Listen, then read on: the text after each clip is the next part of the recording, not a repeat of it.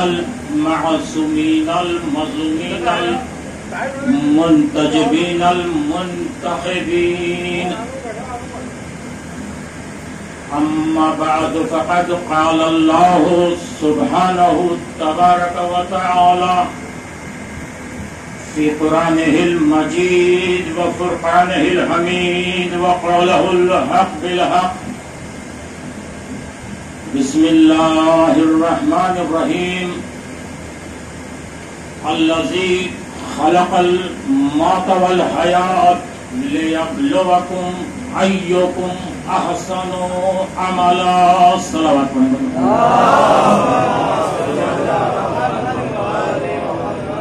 آپ حضرات سے گزارش ہے کہ ایک مرتبہ سورہ الحمد اور 3 مرتبہ سورہ اخلاص کی تلاوت فرما کر مرحوم حاجی سید مجیب حیدر صاحب نے جناب سید محسن رضا صاحب کی روح کے لیے اس وقت سے واپس.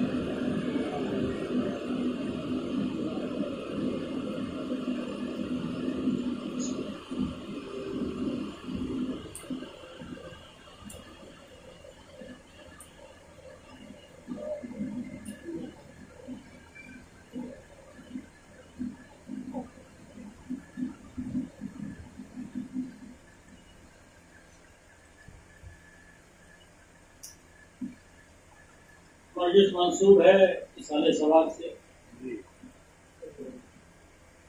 اور میں نے جس آیہ مبارکہ کو اپنی تلاوت کا شرف حاصل کیا ہے، قرآن اس میں موت کا تذکرہ اور حیات کا تذکرہ کر رہا ہے.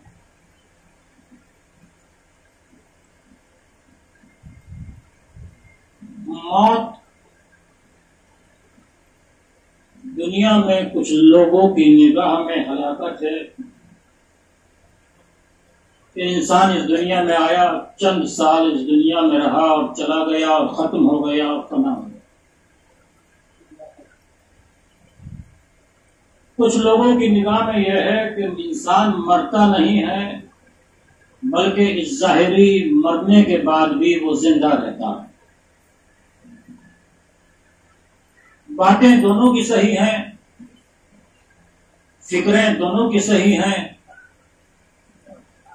اس لیے کہ جو یہ کہتے ہیں کہ ہمارا مرنے والا مر گیا، اصالہ ثواب کی ضرورت نہیں ہے، مجلس اور اعمال خیر کی ضرورت نہیں ہے، اس لیے کہ انہیں یقین ہے کہ ان کا مرنے والا فنا ہو گیا، ختم ہو گیا. اور ہمارا مرنے والا ہمیں یقین ہے کہ مرا نہیں ہے بلکہ زندہ ہے.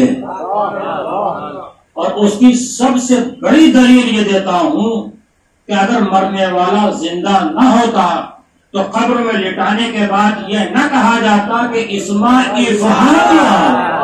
سن.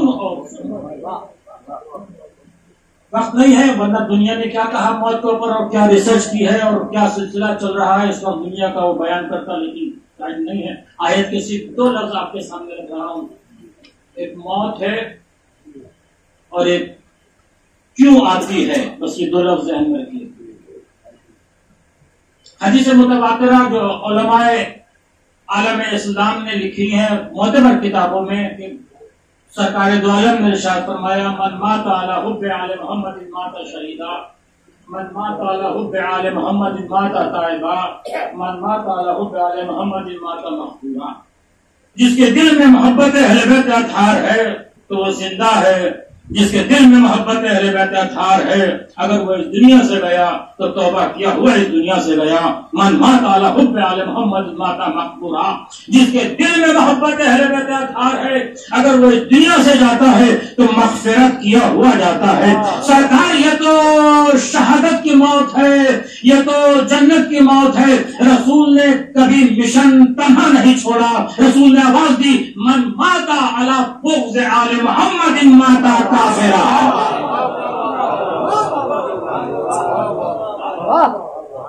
اب آئیے میں دنیا کا نقشہ آپ کے سامنے پیش کرتا ہوں کہ دنیا موت کے لیے کیا کہتی ہے. انسان جب اس دنیا میں آتا ہے تو وہ کیا لے کر آتا ہے.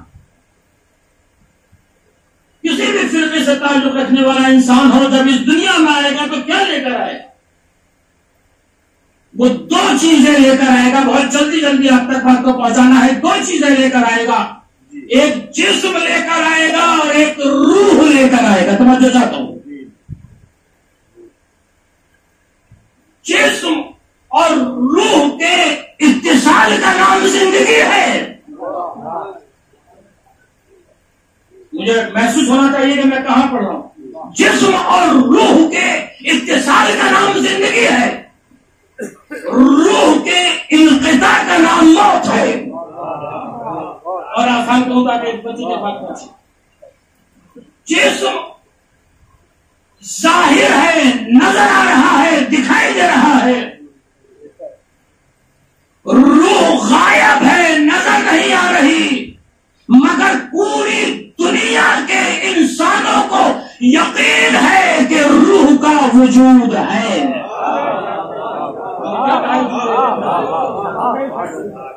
پھر سوال کو میں ریپیٹ کرتا ہوں، دہراتا ہوں اور عالم اسلام سے سوال کرتا ہوں کہ جسم ظاہر ہے، نظر آ رہا ہے، دکھائی دے رہا ہے، روح غائب ہے، غائب ہونے کے باوجود بھی یقین ہے کہ روح کا وجود ہے.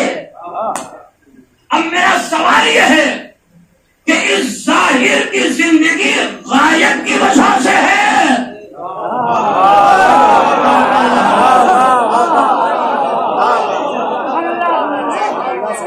میرا خلیل کیا کسی ایک طبقے سے بات نہیں کر رہا، میں تمام عالم اسلام سے بھی بات نہیں کر رہا، عالم انسانیت سے بات کرو. اور میری مجلس پوری دنیا میں اس وقت سنی جا رہی ہے کہ مجھے یہ بتاؤ کہ میری ظاہر کی زندگی غائب کی وجہ سے ہے یا غائب کی زندگی ظاہر کی بنا پر ہے.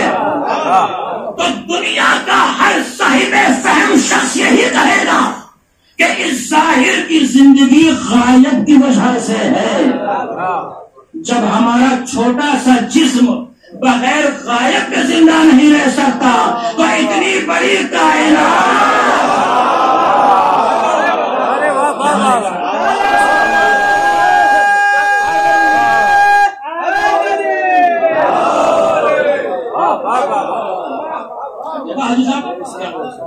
عالم انسانیت. اور میں یہیں سے تقریر کو آگے لے کر جانا چاہتا ہوں کہ موت کیا ہے. موت کیا ہے؟ صحیح بخاری، صحیح مسلم، ابن ماجہ، ابن داؤد سب نے لکھا. اور بچے بیٹھے ہوئے ہیں، سنیں غور سے جواب دینا چاہتا ہوں کہ سرکار دو عالم کا گزر ایک قبرستان سے ہوا. حضور ایک قبرستان سے جا رہے تھے، صحابہ کرام ساتھ ساتھ تھے. ایک قبر کے قریب آئے، جیسے ہی قبرستان میں اس قبر کے قریب پہنچے تو رسول اسلام نے فرمایا کہ جتنی جلدی ہو سکے یہاں سے نکل جاؤ. آپ کے ساتھ جو تھے وہ سب ساتھ واپس جلدی وہاں سے نکل گئے جتنی جلدی ہو سکا. میں نے کہا کہ میں نے حوالے دیے، صحیح مسلم، صحیح بخاری، ابن ماجہ، ابن داؤد، ترمذی سب نے لکھا. کچھ وقت کے بعد سرکار دو عالم پھر اسی راستے سے واپس آئے اور اسی قبرستان کے قریب اسی قبر کے پاس پہنچے. اور پہنچنے کے بعد حضور رک گئے. تو اب لوگوں نے جو ساتھ دیکھا، سرکار جہاں سے جلدی تشریف لے چلیے. رسول نے فرمایا رک جاؤ، ٹھہر جاؤ. کیا سرکار اتنی جلدی کیوں؟ جب گئے تھے تو آپ نے فرمایا تھا کہ جلدی گزر جاؤ، جب واپس آ رہے ہیں تو آپ ارشاد فرما رہے ہیں کہ رک جاؤ. کیوں؟ اس لیے کہ جب ہم جا رہے تھے تو اس صاحب قبر پر عذاب خدا نازل ہو رہا تھا. میرے پاس اس سے بہتر تصویر کے لیے مرحوم کے پسر کے پاس میرے پاس جھوٹے نہیں. جب واپس آ رہے ہیں تو اس صاحب قبر پر رحمت پروردگار نازل ہو رہی ہے. سرکار اتنی جلدی جب گئے تھے تو عذاب، جب واپس آ رہے ہیں تو رحمت پروردگار وجہ کیا ہے، سبب کیا ہے؟ دیکھو جب یہاں سے جا رہے تھے تو اس صاحب قبر پر عذاب خدا تھا. کیا سرکار ٹھیک ہے جب واپس آ رہے ہیں تو رحمت پروردگار اتنی جلدی کیوں؟ کیا اس لیے کہ یہ گنہگار تھا، خاطی تھا، مگر اس نے دنیا میں اپنا ایک بیٹا چھوڑا تھا. جب وہ بیٹا کسی معلم استاد کے پاس قرآن پڑھنے کے لیے گیا اور استاد نے کہا کہو بیٹا بسم اللہ الرحمن الرحیم، جیسے ہی بیٹے کی زبان پر رحمان اور رحیم آیا، باپ پروردگار نے کہا کہ اس کے باپ کے اوپر سے عذاب ہٹا لو، اس لیے کہ اس کا بیٹا مجھے رحمان اور رحیم کہہ رہا ہے. اس کے باپ کے اوپر سے عذاب ہٹا لو، اس لیے کہ اس کا بیٹا مجھے رحمان اور رحیم کہہ رہا ہے. پھر جملہ دوہرا رہا ہوں، پروردگار نے آواز دی کہ اس کے باپ کو جنت دے دو، اس لیے کہ اس کا بیٹا مجھے رحمان اور رحیم کہہ رہا ہے. میرے مالک پورا قرآن نہیں پڑھا، ایک آیت پڑھی ہے، گنہگار ہے، یقیناً خاطی ہے، اس کے باپ کو جنت کیوں دے رہا ہے؟ کہ اس کا بیٹا مجھے رحمان اور رحیم کہہ رہا ہے، جنت میں داخل کر دو. تو پروردگار یہ بتا دے کہ اس کے باپ کو کیا دے گا جس کا بیٹا پیدا ہوتے کے ساتھ ہی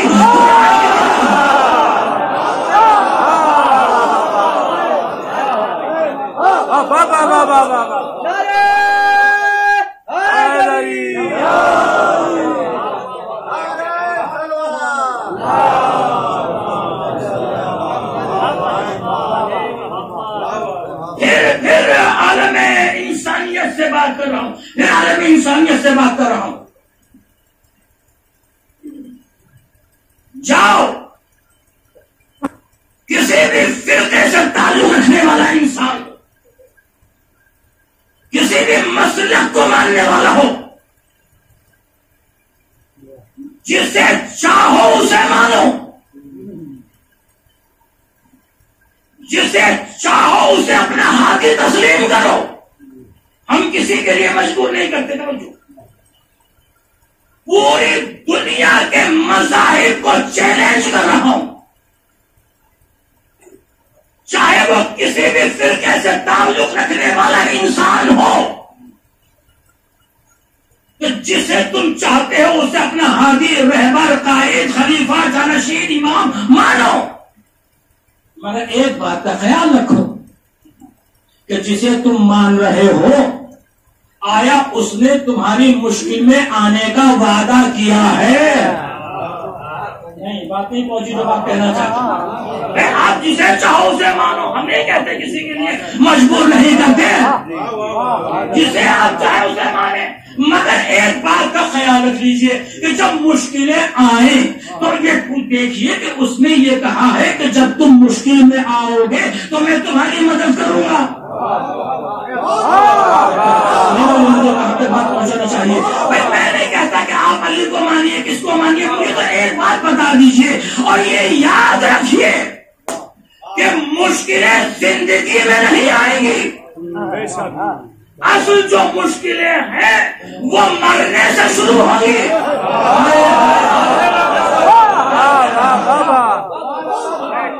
پہلے مشکل موت کی مشکل، روح نکلنے کی مشکل، قبر کی مشکل، سوال منکر و نکیر کی مشکل، حشر و نشر کی مشکل. جسے چاہو اسے مانو، لیکن ایسا قائد ہمیں دکھا دو جس نے یہ وعدہ کیا ہو پوری کائنات میں کہ جب تم مرو گے تو میں تمہاری مدد کے لیے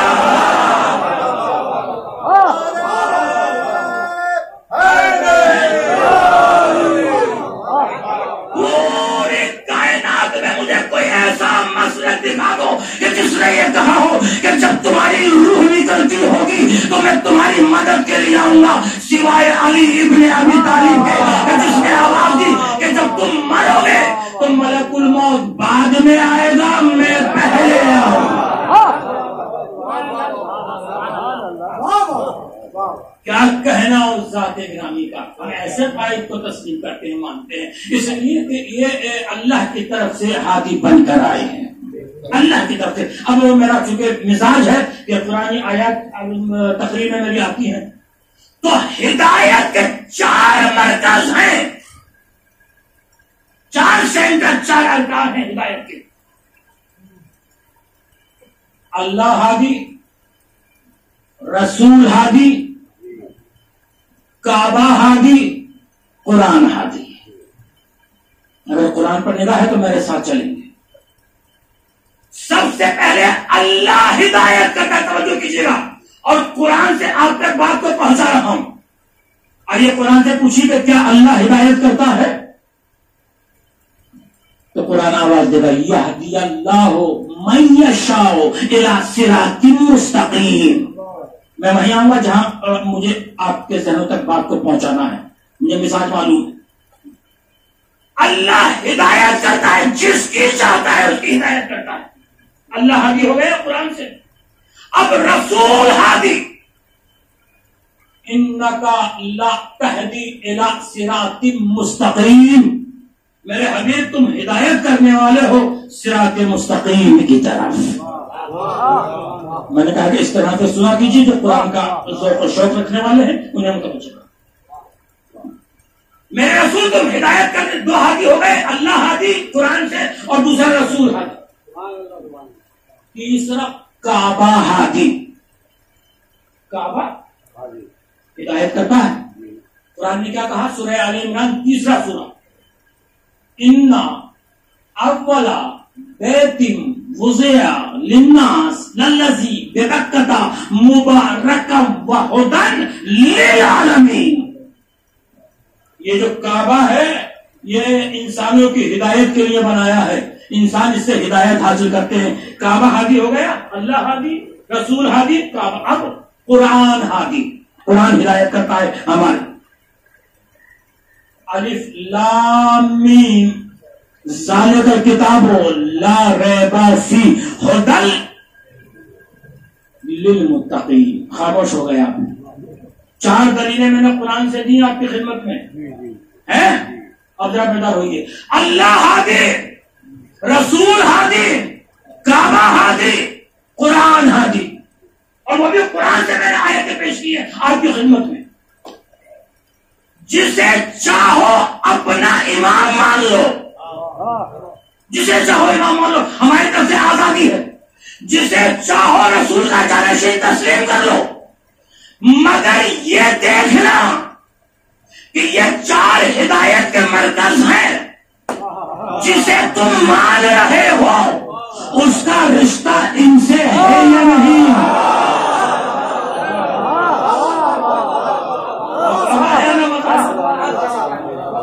کس سے رشتہ؟ اللہ سے رشتہ، رسول سے رشتہ، کعبے سے رشتہ، قرآن سے رشتہ. جسے چاہو اسے مانو، ہم یہ نہیں کہتے، مگر یہ تلاش کر لو کہ اس کا رشتہ اللہ سے ہے یا نہیں، رسول سے ہے یا نہیں، کعبے سے ہے یا نہیں، قرآن سے ہے یا نہیں. خدا کا شکر یہ ہے کہ ہم نے جسے ہادی مانا، امام مانا، اس کا ایک ہی دلیل سنیں، اس کا ایک ہی وقت میں ان 4 سے برابر کا رشتہ، ایک ہی وقت میں ان 4 سے برابر کا رشتہ، اللہ سے، رسول سے، کعبے سے، قرآن سے. دنیا میں آیا تو کعبے میں آیا تو رسول کے ہاتھ، رسول سے رشتہ آیا تو قرآن پڑھتا ہوا ہے.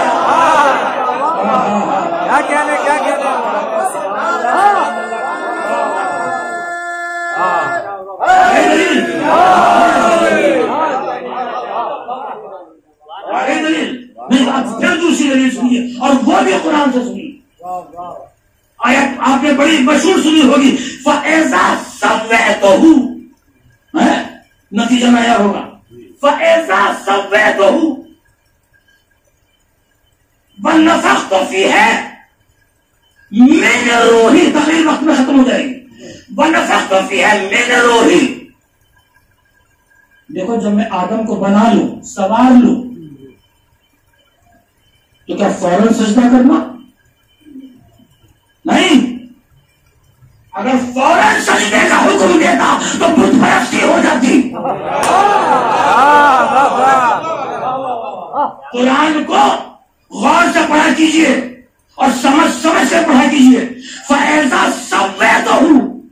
وَنَفَخْتُ فِيهِ مِنَ الرُّوحِ، جب میں آدم کے خالی مکان میں اپنی تھوڑی سی روح بھیج دوں. من عربی میں بازیت کے لیے آتا ہے، 70 معنی میں استعمال ہوتا ہے. جب میں آدم کے خالی مکان میں اپنی تھوڑی سی روح بھیج دوں تو کیا کرنا؟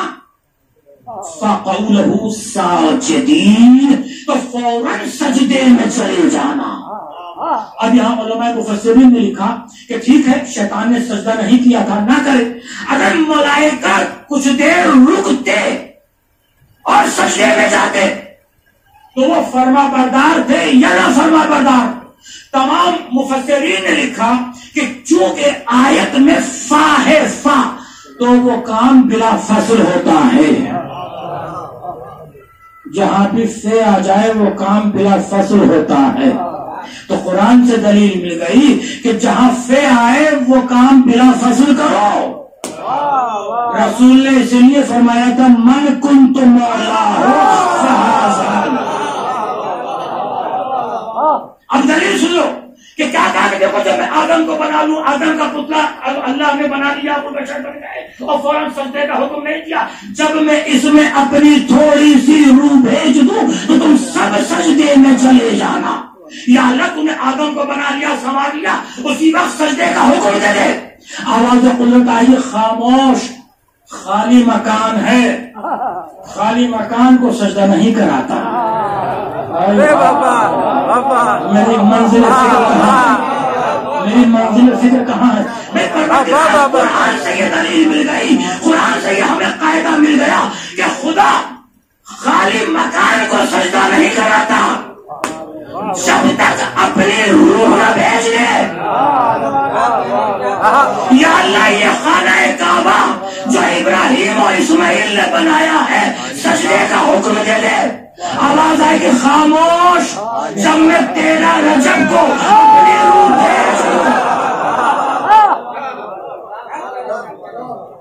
تب سجدے کا حکم دیا جائے گا. اول بشر آدم.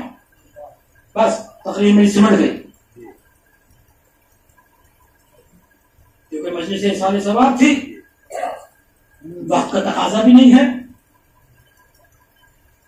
مگر یہ ذکر کبھی رکتا بھی نہیں اور نہ رکے گا. آج حالات ایسے ہیں ہوا کریں. ٹھیک ہے گورنمنٹ کے قانون پر بھی عمل کیا جائے. ابھی انشاءاللہ انٹرنیشنل کانفرنس ہونے جا رہی ہے 25 اور 26 کو، اس میں طے ہوگا کہ ایام اعزا کس طرح سے منائے جائیں.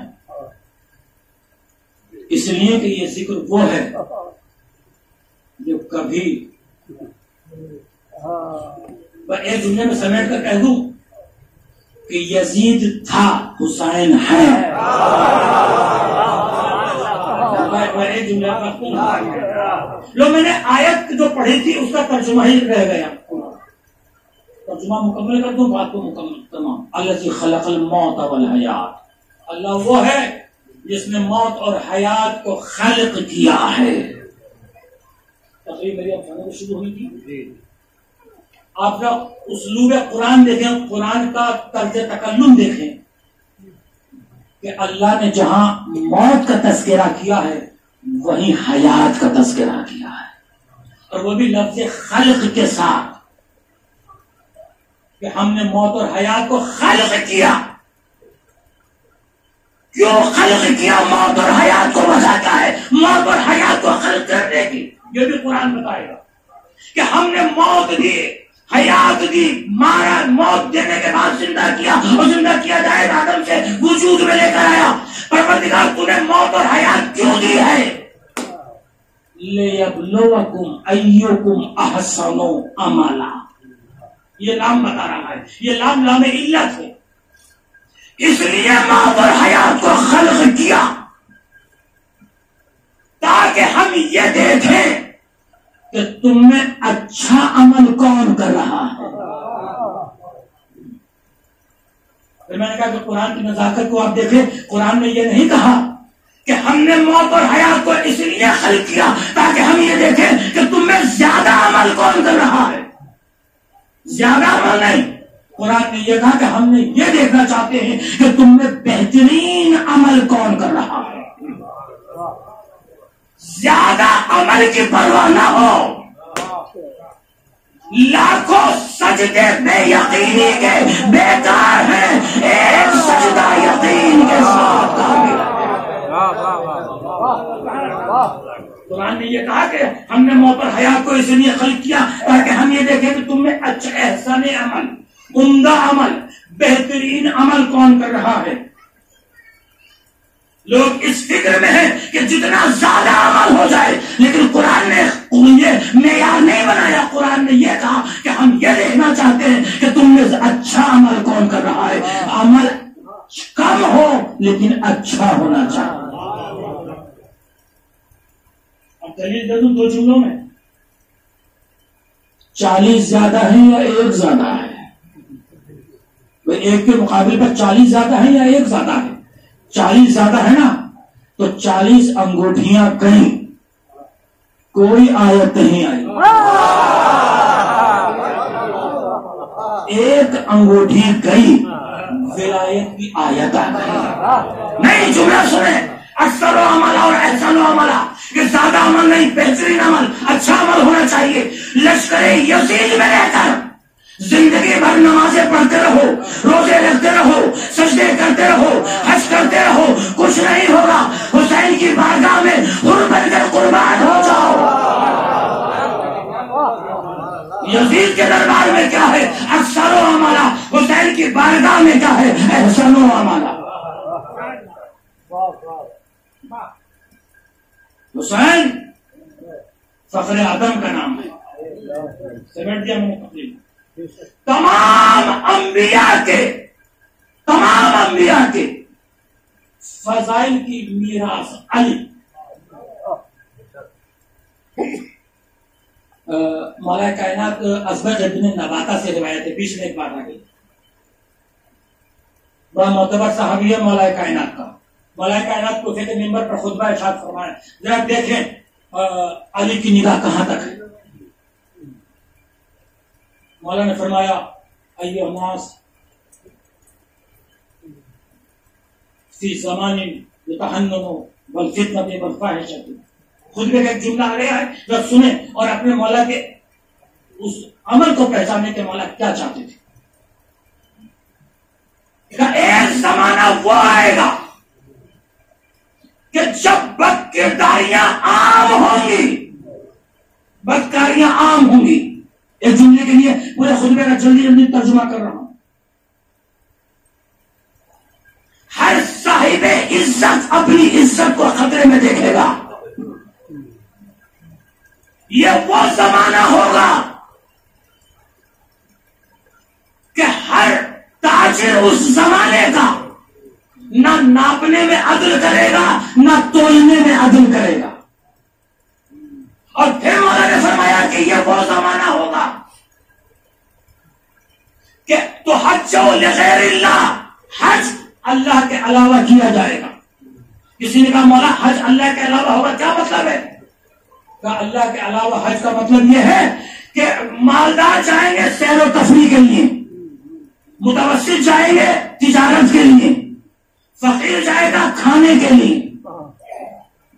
کہ اگر وہ زمانہ آ جائے کہ جس زمانے میں لوگ شراب کو چوکا پانی کہہ کر پینے لگے، پورا خطبہ ہے مولا کا، رشوت کو ہدیہ کہہ کر لینے لگے،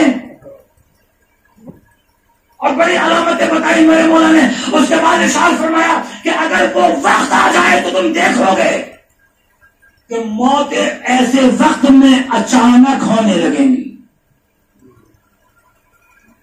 تم جس سے شام کو مل کر آئے تھے، صبح کو جب ملنے جاؤ گے تو وہ دفن ہو چکا ہوگا. مولا پھر کیا کریں ایسے وقت میں جب ہم ایسے زمانے میں ہو؟ امام نے فرمایا میرے فرزند کا انتظار کرو. مولا کوئی عمل بتائیے. کہ یہ عمل بتاتا ہوں کہ اگر تم ایسے زمانے میں ہو اور موت سے، اچانک موت سے بچنا چاہتے ہو تو نبی اور اولاد نبی پر درود بھیجا کرو.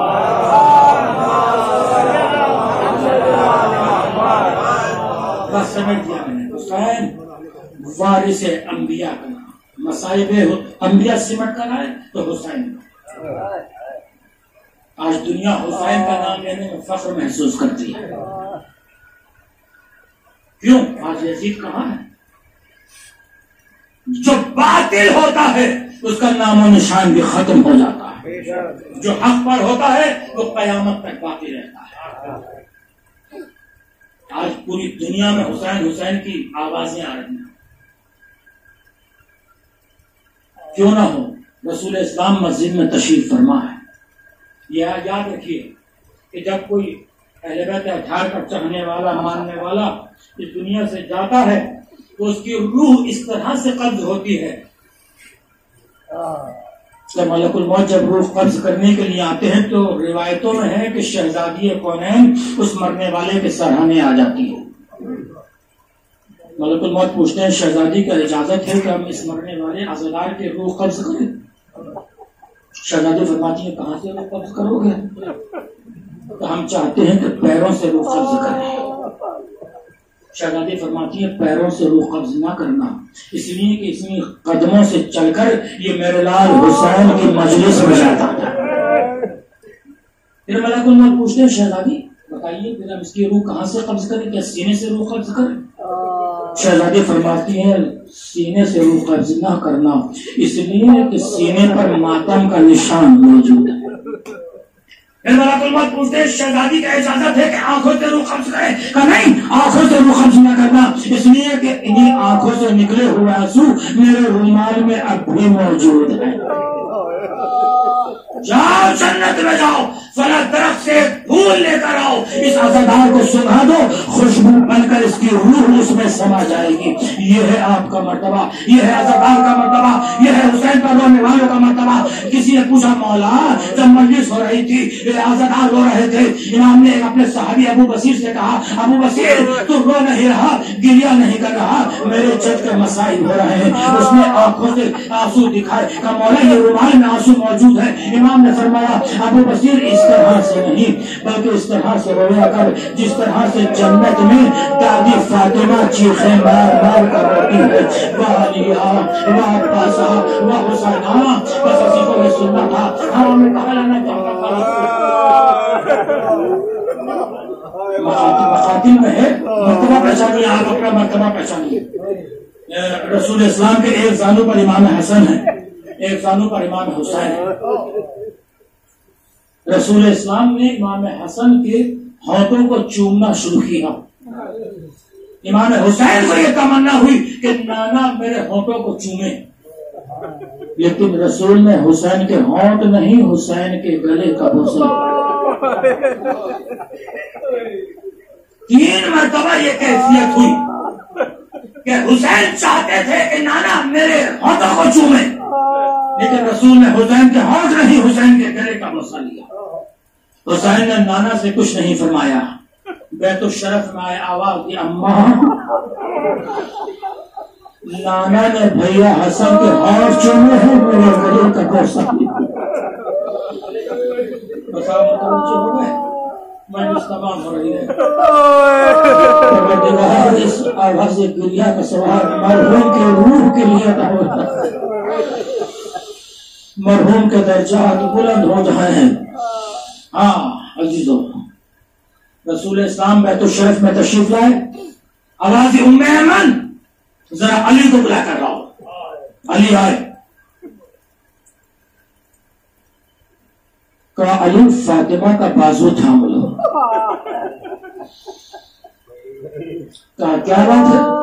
کہا بیٹی سن، یہ ہستیاں بیٹھ گئی، کہا بیٹی سن، میں نے حسن کے ہونٹ اس لیے چومے ہیں کہ حسن کو زہر سے شہید کیا جائے گا اور حسن کا جگر کٹ کٹ کر تشت میں آئے گا، اور حسین کے گلے کا بوسہ اس لیے لیا ہے کہ 3 دن کی بھوک اور پیاس ہوگی، شمر کا کند خنجر ہوگا، حسین کا گلا ہوگا۔ بس یہ سننا تھا، ایک مرتبہ حسین اٹھے، آواز نانا یہ کون سا وقت ہوگا؟ کہ یہ وہ وقت ہوگا نہ میں رہوں گا، نہ تیری ماں ہوگی، نہ تیرا بھائی ہوگا، نہ بابا ہوگا، بس ایک مرتبہ سیدنا سیدہ نے آواز دی بابا یہ بتا دیجئے کہ میرے لال پر روئے گا کون؟ آپ نے گریا کیا مجلس اپنے ایک مرتبہ حسین نے آواز دی، سیدہ نے فرمایا بابا یہ بتا دیجئے کہ میرے لال پر روئے گا کون؟ کیا خداوند عالم میں قوم کو خلق کرے گا جس کے ضعیف حسین کے ضعیفوں پر روئیں گے، جس کے جوان حسین کے جوانوں کا ماتم کریں گے، جس کی بیویاں حسین کی بیویوں پر گریا کریں گی۔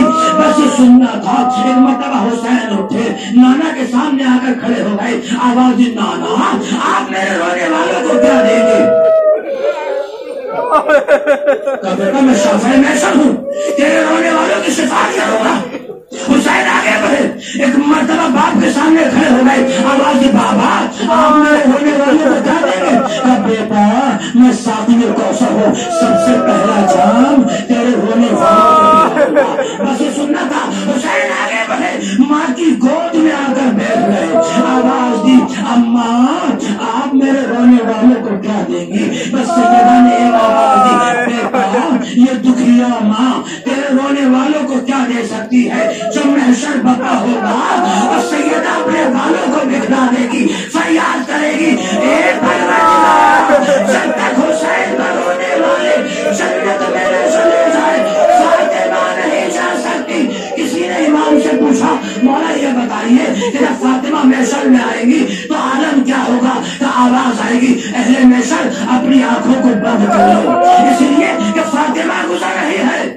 کہ فاطمہ کس طرح سے گزرے گی؟ ایک ہاتھ میں عباس کے کٹے ہوئے، دوسرے ہاتھ میں حسین کا خون ڈوبا ہوا کرتا، فریاد کریں گی یا اللہ آج انصاف کر دے، رونے والوں کو جنت دے دے۔ سيعلم الذين ظلموا أي منقلب ينقلبون ألا لعنة الله على القوم الظالمين ربنا تقبل منا إنك أنت السميع العليم إلهي بحق الزهراء إلهي بحق الزهراء إلهي بحق الزهراء۔ پروردگارہ تجھے واسطہ اس آواز گریہ کا، اس مجلس عزا کا واسطہ، مرحوم کے درجات کو بلند فرما، انہیں جوان معصومین میں جگہ میں رحمت فرما، اور الہا حاضرین مجلس بانیان مجلس کی شریعت مرادیں پوری فرما۔ ہمیں جو بیمار ہیں بیمار کربلا کا واسطہ اسے شفا عاجلہ عطا فرما۔ پروردگار تجھے واسطہ شہدائے کربلا کا، عالم انسانیت کو اس مرض موذی سے نجات فرما۔ پروردگار ہمارے گناہان کبیرہ و صغیرہ کو معاف فرما۔ میرے معبود ہمیں قبر کے عذاب سے محفوظ فرما، ہمارے مرحومین کو جوار معصومین میں جگہ مرحمت فرما، ہمارے امام کے ظہور میں تعجیل فرما، ہمیں ان کے ناصروں میں شمار فرما۔ ایک مرتبہ سورہ الحمد اور 3 مرتبہ سورہ اخلاص کی تلاوت فرما کر مرحوم حاجی سید مجیب حیدر صاحب ابن جناب سید محسن رضا صاحب کے روح کے